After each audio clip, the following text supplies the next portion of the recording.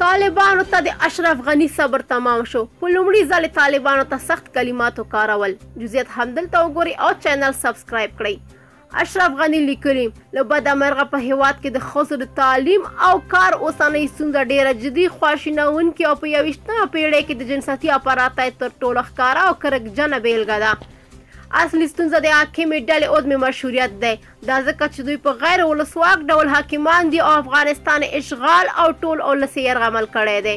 د اوسنۍ حاکمې ډلې دغه شان ناوړه پریکړو او د روان بحران د ژورېدو مسؤلیت یوازې طالبانو ته نه بلکې ټولو هغه افرادو عناصرو او بنسټونو ته ورګرځي چې د دوی د سپینولو لپاره په سازماني شکل تبلیغات کول او ادعا یې کوله چې دا خلک بدل شوي او د نوو شرایطو په اړه یې درک زیات شوی دی. اوس وخت ده چې طالبان او د دوی مبلغان باید د دوحې تړون هغه پټ ضمایم او حقیقي برخې ملت سره شریک کړي. پوښتنه دا ده چې امریکا سره د پټو تعهداتو په اړه ولې ولس ته واضحات نشي ورکولی او د دوی جزئیات ولې ولس څخه پټ ساتلي دي.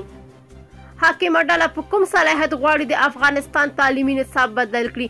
آیا دوی غواړي د افغانستان تعلیمي نصاب د حقانیه مدرسې په نصاب بدل کړي؟ آیا د دوی تعلیمي نظام د امام ابو حنیفه تر نصاب غوره دی؟ ما په کراتو ویلي بیا یې وایم که یوه نجلۍ باسواده شي 15 راتلونکي نسلونه بدلوي. که یوه نجلۍ بېسواده پاتې شي راتلونکي کې د 15 نسلونو د بربادۍ سبب ګرځي. زه د هغو بهرنیو او کورنیو کړیو دا ادعا هم په کلکه ردوم چې د دغسې خاینانه فیصلو ته کلتوري پوښښ ورکوي. د میرویس نیکه او احمدشاه بابا میندې باسواده او پتمنې رهبرانې وي. زه د هغو نجونو او هلکانو چې نن په ننګرهار، کندهار او نورو ولایتونو کې د زده کړو حق د اختناق په دې سختو شرایطو کې اعتراضونه کړي ستاینه او قدرداني کوم. دوی په هیواد کې د تعلیم حق غوښتی او اصلي مخکښان او اتلان دي. اوسنی ځوان نسل ښځې او نارینه کولی شي روان استبداد د راتلونکي 100 کلونو لپاره د خپلو صفو په پیاوړتیا او اتحاد او اتفاق له منځه یوسي. په اوسنیو حالاتو کې یوازینی څه چې ټول افغانان پر متفق ډول اجماع لري هغه د ښځو تعلیم او کار د حق موضوع ده.